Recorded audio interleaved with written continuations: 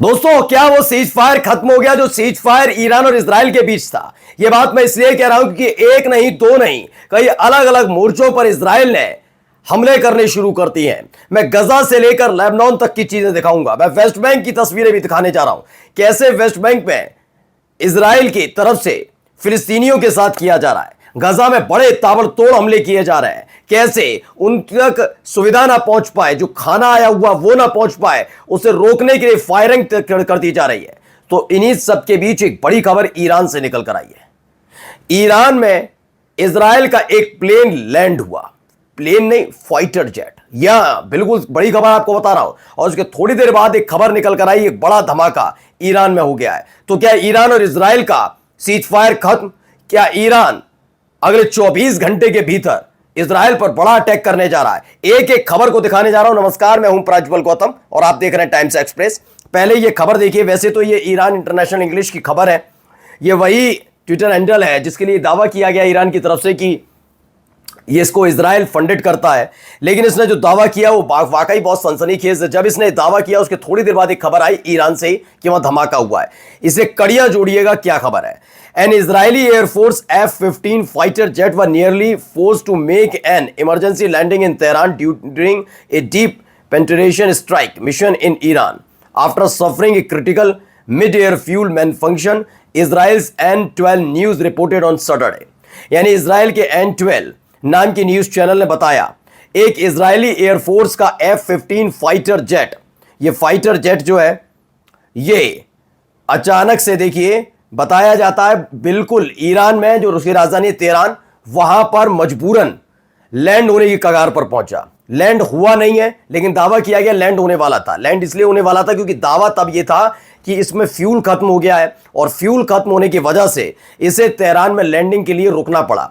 ये लैंड होने वाला था, लेकिन इसी बीच पहुंचता है ईरान का, इजराइल का एक और फाइटर प्लेन और उसमें ईरान हवा से हवा में ही तेल भरता है और उसके बाद ये लैंड नहीं होता। ऐसा दावा है कि Israeli air force F-15 fighter jet ये आखिरकार इस इलाके में उड़ क्यों रहा था, ये दावा, क्योंकि ईरान इंटरनेशनल की खबर है, लेकिन ये खुद एक संदिग्ध चैनल है। ऐसा दावा ईरान की तरफ से भी कहा किया जाता है कि इजराइल का जो फंडेड चैनल है ये, जिसमें 70-71 हजार ऐसे इंडिविजुअल लोगों को पकड़ा गया जो खुफिया जानकारी ईरान की इजराइल को मुहैया करा रहे थे, ऐसा दावा किया गया। लेकिन यही नहीं, इसी बीच एक खबर निकल कर आती है। इस वीडियो को देखिए।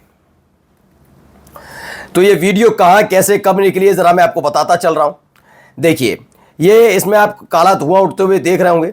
ये धुआं उठता हुआ नजर आ रहा है। इस धुएं के बीच, मतलब रिहायशी इलाके के बीच ही है। तो अब सोचिए, और ये कहां पर है, सोचिए, तेहरान में। तेहरान में मैदराबाद एयरपोर्ट। मैंने अभी जो खबर आपको दिखाई, कहां की दिखाई, वो भी दावा किया जा रहा था कि इजराइल का एक F-15 फाइटर जेट था जिसको लेकर माल फंक्शन हो गया था, यानी कि उसका ईंधन काम नहीं कर रहा था, मतलब खत्म हो गया था। इसकी वजह से माल फंक्शन कर रहा था और क्रैश हो सकता था, इसलिए ईरान में उतारना था। और ईरान में भी कहीं और नहीं, उन्होंने दावा किया कि तेहरान में आप खेत खलियान में तो उतार नहीं दोगे, यानी एयरपोर्ट पर उतरना था। वो बात अलग है कि उन्होंने बाद में दावा कर दिया कि एयरपोर्ट पर नहीं उतरा। और ये कहां उतर गया, मतलब अचानक से एक और आया इजराइल का जेट और इसको फ्यूल देकर लेकर उड़ गया। लेकिन तभी एक खबर आई कि एक बड़ा धमाका हुआ, जिसकी वीडियो मैंने दिखाई। इसमें दावा है an explosion has reportedly occurred near Mehrabad airport in Tehran, no official statement yet, updates to follow. अभी कोई आधिकारिक सूचना नहीं दी गई। यह हमला है, कोई हादसा है, इसमें कितना नुकसान हुआ, कोई जनहानि हुई, क्या इसका कोई relation F-15 fighter jet plane जो इजराइल की तरफ से दावा किया जा रहा है इजरायली एयरफोर्स का तेहरान में उतरने वाला था, लगभग उतर ही गया था, उससे कोई लेना देना है, अब ये क्लियर नहीं किया गया। ना ही ईरान इंटरनेशनल की उस खबर को क्रॉस किया गया है या फिर रद्द किया गया है, खारिज किया गया है उस दावे को जिसमें कहा गया कि वो प्लेन उतरने वाला था। यानी एक बड़ा, और अगर ये इजराइल से जुड़ा हुआ है तो यकीन मानकर चलिए आज रात को एक बहुत बड़ा हमला ईरान इजराइल पर जरूर करेगा। यह बात इजराइल जानता है। और इजराइल क्यों संघर्ष चाहता है ये हम सब लोग समझ चुके हैं। सिर्फ इजराइल इसलिए संघर्ष चाहता है जिससे युद्ध की आड़ में अपनी कुर्सी बेंजामिन नेतन्याहू बचाकर रखें, यह हर कोई जानता है। वो चाहते हैं जितने लंबे समय तक रहा जा सके उतने लंबे समय तक प्रधानमंत्री रहिए, वरना केस उनके खिलाफ चल रहा है और जनता और कोर्ट दोनों ही उनको ऐसी सजा देंगे कि ताउम्र या तो वो जेल की सलाखों में होंगे या फिर कभी इजराइल लौट कर नहीं आ पाएंगे। अब देखिए एक और वीडियो देखिए पहले ये। अब ये इजराइल की मीडिया की तरफ से जारी की गई, इसमें जोरदार धमाका होता है। पहला एक धमाका देखिए, इस धमाके में देखिए कितना जबरदस्त ये धमाका है। इस धमाके के साथ एक और धमाका भी होगा। देखिए एक और धमाका वहां पर, यानी एक और स्ट्राइक की गई। तो इजराइल की मीडिया ने इसे पब्लिश किए फुटेज। बताया गया है कि इंटेंसिफाइड एयर स्ट्राइक हुआ है बेट हनन इलाका, नॉर्थ गजा आपको याद होगा, नॉर्थ गजा में अभी 5 दिन पहले ही 26 इजरायली सैनिकों की जान चली गई जब हमास ने अटैक किया था, हमला किया था। उसके बाद से इजराइल बौखलाया हुआ है। अब बेट हनन इलाका जो उत्तरी गजा में है, जहां पे 26 इजरायली सैनिकों की मौत हुई थी, उसके बाद अब वो रिहायशी इलाकों में इसी तरीके से हमले कर रहा है। और हमला कितना जबरदस्त और जोरदार था, अंदाजा लगाइए कि इजराइल के सेटलर्स तक ने अपने इलाकों में अशदोद में इसकी धमक, इसकी जो तस्वीर थी, इसका जो आवाज थी वो सुनाई थी उनको। अब एक और वीडियो देखिए। देखिए हर तरफ आपको धुआं ही धुआं नजर आएगा, इतना जोरदार धमाका। ये भी हुआ गजा सिटी में हुआ, दावा किया गया थोड़ी देर पहले ये हुआ। इजरायली बॉम्बिंग एट सेंट्रल गजा सिटी शॉर्ट टाइम है, थोड़ी देर पहले ही इजराइल में जबरदस्त हमला हुआ। ये मध्य गजा में हमला हुआ, इस तरह का दावा किया गया है। ये भी अपने आप में बहुत दहशत पैदा करने वाला कि चाह क्या रहा है इजराइल। मैं बार बार मंशा बता रहा हूं, अगर कुछ लोग ये सोच रहे हैं कि इजराइल ईरान से बदला ले लेगा, ये कर देगा, तो बहुत जल्दबाजी में है। दरअसल सिर्फ और सिर्फ ये सारा खेल बेंजामिन नेतन्याहू का युद्ध में जुटे रहने से है। जैसे युद्ध में जितनी देर जुटे रहेंगे उतनी ही उनकी कुर्सी बची रहेगी। उनको पूरी जानकारी हो गई है। याद करिए 2020 में से उनके ऊपर एक केस चल रहा है, और जब से संघर्ष शुरू हुआ है वो संघर्ष का हवाला दे देकर छूट चाहते हैं, गवाही ना देनी पड़े, तारीख पर ना आना पड़े, कोर्ट से बच रहे हैं। वो जानते हैं कि इजराइल में कोर्ट कभी भी उनके खिलाफ बड़ा फैसला सुना सकती है। तो ये अब एक और वीडियो देखिए। यहाँ एक खाना लेने लोग पहुंचे थे जो अलग अलग जगह से आया हुआ है। वहाँ बैरिकेटिंग कर रखी है, गजा में चारों तरफ से उसे घेर रखा है। एक खुली जेल में तब्दील हो गया है गजा।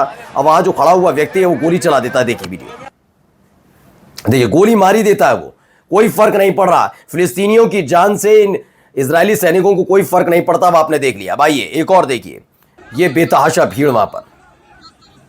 तो इसमें खास तौर पर आपने यूनिसेफ देखा होगा। यूनिसेफ की गाड़ी वहां जब पहुंचती है, इसमें खाने के बेतहाशा पैकेट होते हैं।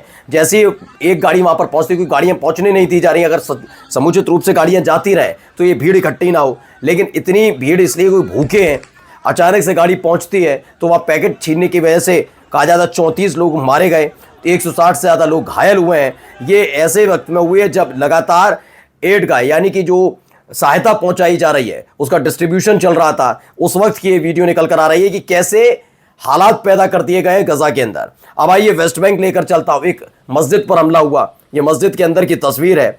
ये रिफ्यूजी कैंप है, नूर शम्स रिफ्यूजी कैंप उस मस्जिद के अंदर बना था। उसके अंदर घुसकर तोड़फोड़ की गई है। वेस्ट बैंक की ये तस्वीर निकल कर आई, कैसे यहाँ पर जबरदस्त तरीके से तोड़फोड़ की गई है। यही नहीं, ये भी दावा है कि वेस्ट बैंक की जमीन को धीरे धीरे कब्जाया जा रहा है। ये हालात पैदा हो गए हैं कि तकरीबन 4888, मतलब तकरीबन 4900 ड्यूनम्स जो जगह है, वो अल खलील इलाका है वेस्ट बैंक में, उसे कब्जा लिया गया है। यानी आज अभी इसी वक्त अगर सीज फायर हो जाए तो वेस्ट बैंक की जमीन को इजराइल नहीं छोड़ेगा। यानी धीरे धीरे जो पहले लंबे समय से वो करता रहा, वही काम करता जा रहा है। इस युद्ध की आड़ में वो वेस्ट बैंक की जमीन पर कब्जा कर चुका है। लेकिन सवाल यही है कि जो ईरान के साथ हुआ, ईरान में जो धमाका हुआ है, क्या उसका बदला आज ईरान लेने जा रहा है? नमस्कार।